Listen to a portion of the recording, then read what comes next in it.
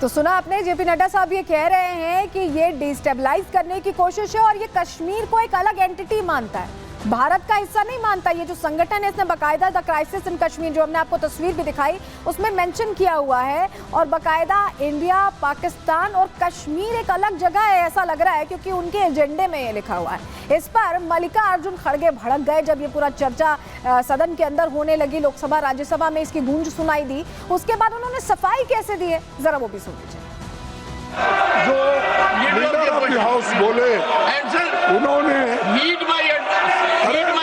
जो बोले वो सरासर झूठ है और वो खुद गद्दारी करते हैं और ब्रिटिशों के साथ उनके एजेंट बन के काम करते और देश के लिए जिनका कोई कंट्रीब्यूशन नहीं, आजादी के लिए इनका कोई कंट्रीब्यूशन नहीं। तो ये जो आरोप लगाए जा रहे हैं, ये हमने आपको तस्वीर दिखा दी, आप तस्वीर से समझ गए होंगे कि कश्मीर को लेकर क्या सोच है इस संगठन की, और उसमें सह अध्यक्ष के पद पर सोनिया गांधी है।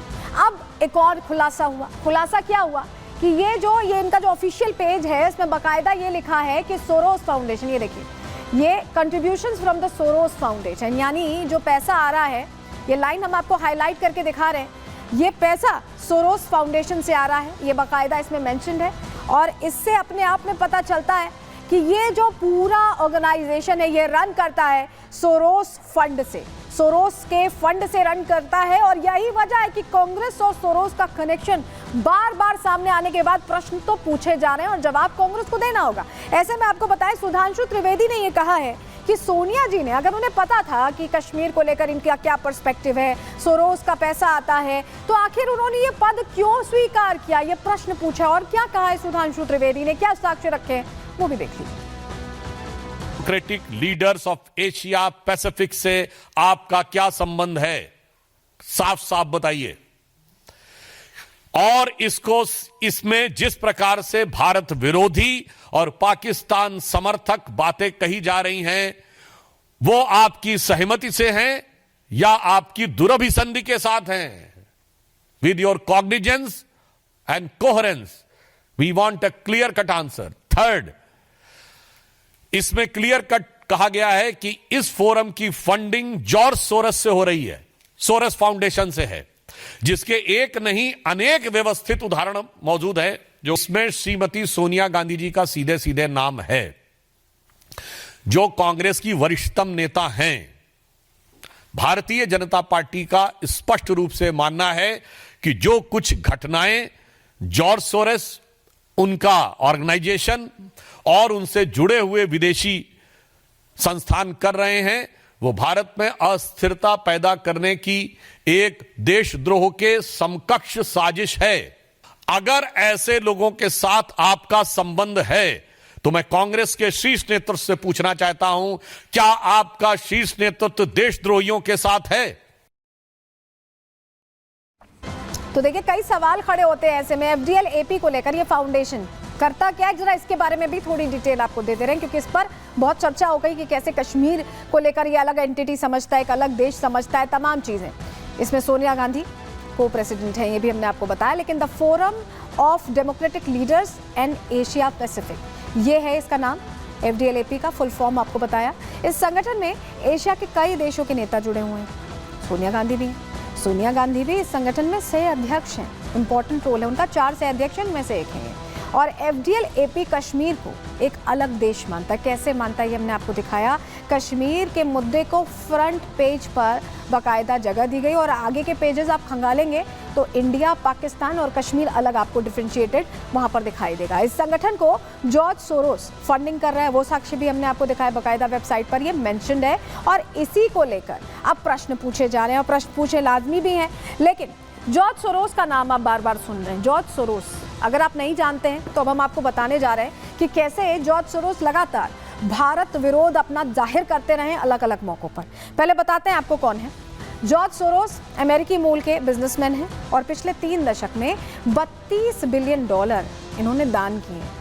32 बिलियन मतलब 27 खरब से ज्यादा रुपए। सोरोस ने ओपन सोसाइटी फाउंडेशन नाम से एनजीओ बनाया और एनजीओ 120 से ज्यादा देशों में यहाँ काम कर रही है।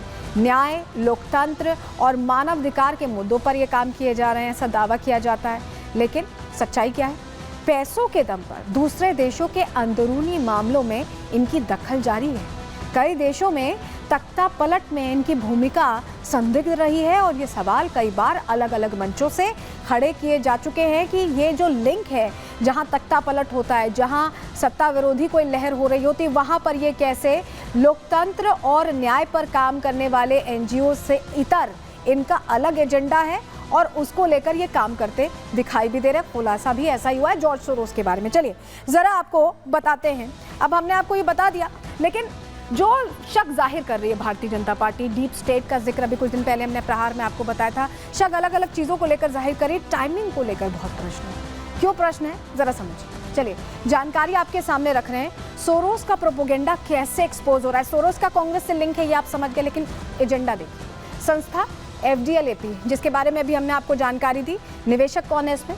जॉर्ज सोरोस निवेशक हैं। और एजेंडा क्या है? कश्मीर को भारत से अलग करना। ये पहला एग्जाम्पल। दूसरा एग्जाम्पल, संस्था हिडनबर्ग, अभी हिडनबर्ग की रिपोर्ट जारी हुई थी, आपको याद होगा। निवेशक इसमें कौन है? जॉर्ज सोरोस निवेशक हैं। एजेंडा क्या है? भारतीय कंपनियों को नुकसान पहुंचाना। आपको याद है कैसे रिपोर्ट आने के बाद शेयर बाजार में उठापटक हो गई थी। तीसरा example, OCCRP, organised crime and corruption reporting project, जिसको लेकर खुलासा हुआ था कि पत्रकार अलग अलग विधाओं के जुड़ते हैं और डिटेल रिपोर्टिंग करते हैं, लेकिन इसमें भी निवेशक कौन है? जॉर्ज सोरोस ही निवेशक हैं। आप इस चीज को ध्यान से समझिए और सुनिए। यहाँ पर एजेंडा क्या है? आर्थिक अपराध के झूठे केस कई जगहों पर लगाए गए। इसके अलावा ये जो 3 मामले हैं, ये अपने आप में बताने के लिए काफ़ी हैं कि कैसे जॉर्ज सोरोस हर जगह एक कॉमन लिंक के तौर पर सामने आ रहा है। और यही वजह है कि बार बार ये डीप स्टेट का मुद्दा उठ भी रहा है, प्रश्न भी पूछे जा रहे हैं और प्रश्न पूछना लाजमी भी है, क्योंकि लिंक कांग्रेस से सामने आ चुका है। जरा इसी से जुड़ी डिटेल रिपोर्ट आपके सामने रख रहे हैं। गद्दारी करते हैं। देश में इस समय संसद का शीतकालीन सत्र जारी है, साथ ही जारी है विपक्ष का हंगामा, जारी है संविधान को बचाने का फेक नैरेटिव और जारी है संसद के सत्र में खलल डालकर जनता से जुड़े मुद्दों से ध्यान भटकाना। लेकिन आज जब संसद का सत्र शुरू होने वाला था, उससे पहले ही संसदीय कार्य मंत्री ने अपनी मंशा साफ कर दी। किरेन रिजिजू ने बता दिया कि आखिर विपक्ष किसके इशारे पर संसद की कार्रवाई में खलल डाल रहा है। बीजेपी ने आज एक ऐसा खुलासा किया है जिसके बाद कांग्रेस का शीर्ष नेतृत्व बौखला उठा। संविधान की दुहाई देने वालों के गले सूख गए, क्योंकि बीजेपी नेताओं ने कांग्रेस की उस नस को दबा दिया जिससे कांग्रेस का देश विरोधी एजेंडा खुलकर सामने आ गया। हाथ में संविधान लेकर बार बार देश बचाने की बात कहने वाले कांग्रेसी नेताओं की पूर्व राष्ट्रीय अध्यक्ष एक ऐसे संगठन से जुड़ी हैं जो कश्मीर को भारत का हिस्सा ही नहीं मानता। इस संगठन में एशिया के कई देशों के कई नेता शामिल हैं, लेकिन सह अध्यक्षों में सोनिया गांधी का नाम ये बता रहा है कि इस संगठन के मकसद को सोनिया की रजामंदी मिली हुई है। तभी तो एशिया के महत्वपूर्ण मुद्दों को छोड़कर इस संगठन के मेन पेज पर क्राइसिस ऑफ कश्मीर लिखा हुआ है। वही कश्मीर जहां अमन और शांति है, वही कश्मीर जहां के युवा हथियार नहीं बल्कि रोजगार की बात करते हैं, वही कश्मीर जहां लोकतांत्रिक तरीके से सरकार चुनी गई और उसी सरकार की सहयोगी खुद कांग्रेस भी है। लेकिन FDL-AP और सोनिया गांधी कश्मीर को भारत का हिस्सा नहीं मानते। भारत देश का सिस्टम को अपमान करना, इंसल्ट करना, ये कांग्रेस पार्टी का सत्ता के मोह में ये हो गया है।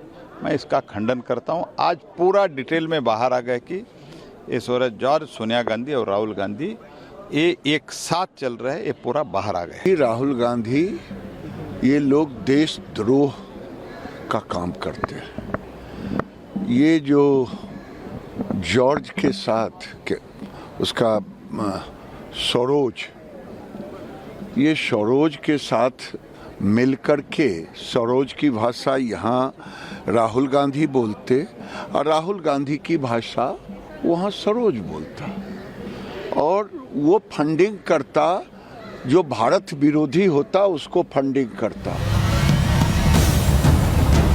एफडीएल एपी का मुद्दा और ज्यादा चिंता का विषय इसलिए बन गया है क्योंकि इस संगठन को फंडिंग करने वाला शख्स जॉर्ज सोरोस है। वही जॉर्ज जिसका एनजीओ न्याय, लोकतंत्र और मानव अधिकार के नाम पर 120 देशों में अपनी जड़ें फैलाए हुए है। सोरोस पैसे के दम पर अलग अलग देशों में गृह युद्ध और तख्ता पलट जैसी साजिशों के लिए बदनाम रहा है। भारत की संसद में पिछले दिनों डीप स्टेट का मुद्दा बहुत जोर शोर से उठा था। सभापति ने भी इस मुद्दे पर गंभीरता जाहिर की थी, लेकिन विपक्ष इस मुद्दे पर चर्चा करने से बचता नजर आया। लेकिन आज जब सोनिया गांधी और सोरोस कनेक्शन सामने आया तो कांग्रेस के नेता बैकफुट पर चले गए। देखिए, झूठ बोलने वाले लोग हैं, ये झूठा नैरेटिव क्रिएट करते हैं। देश को इन्होंने झूठ के मकड़ जाल के अंदर उलझा दिया। इन्हें तो झूठ ही बोलना है, इनके पास कुछ होता नहीं है, तो सिर्फ फर्जी बातें बोलने वाले लोग हैं, फर्जी बोलते रहते हैं। वो नहीं सदन चलने दे रहे, आज खुद ही हल्ला कर रहे हैं, नारेबाजी कर रहे हैं, सब कर रहे हैं, और एक फर्जी विषय पे, वो कोई विषय ही नहीं, किसी के पास कोई प्रमाण नहीं, कुछ नहीं, एक गलत विषय को लेके हल्ला कर रहे हैं। और जो असली विषय विपक्ष ने उठाए उन पर किसी पे जवाब नहीं, तो सत्ता पक्ष सदन स्थगित कराए, इससे ज्यादा शर्मनाक कोई बात हो नहीं सकती। फिलहाल सोरोस से सोनिया कनेक्शन पर कांग्रेसी नेता साफ साफ कुछ भी नहीं कह रहे हैं। एफडीएल एपी का मुद्दा गरमाने के बाद राहुल और प्रियंका भी संसद से गायब नजर आए। ऐसे में देखना यह होगा कि आखिर एफडीएल एपी मामले में कौन से नए खुलासे होते हैं। Bureau report, Republic Bharat. George Soros से ही ये फंड लेते हैं और उसी तर्ज पर काम करते हैं, जो इशारा मिलता है, और कांग्रेस से भी, क्योंकि कनेक्शन सामने आ चुका है। एक और तस्वीर आपको दिखा रहे हैं, क्योंकि इनके लिए मुद्दा कश्मीर है, लेकिन आप ये तस्वीर देखिए, यहाँ पर आपको आंग सान सू की का नाम दिखाई दे रहा है, जो कि एडवाइजर के तौर पर, सीनियर एडवाइजर के तौर पर इस जो संस्था एफडीएल एपी इसका हिस्सा है। इनका नाम हम इसलिए दिखा रहे हैं क्योंकि तख्ता पलट हुआ है म्यांमार में और उसके बाद ये जेल में है। लेकिन ये मुद्दा इनके लिए चर्चा का विषय नहीं है, इस एनजीओ के लिए चर्चा का विषय ये मुद्दा नहीं है। जो उनके एडवाइजर हैं वो तख्ता पलट के बाद जेल में है, ये मुद्दा चर्चा का विषय नहीं, इनके लिए कश्मीर चर्चा का विषय है। इस ऑर्गेनाइजेशन की ऐसे में कथनी और करनी में बहुत फर्क दिखाई देता है।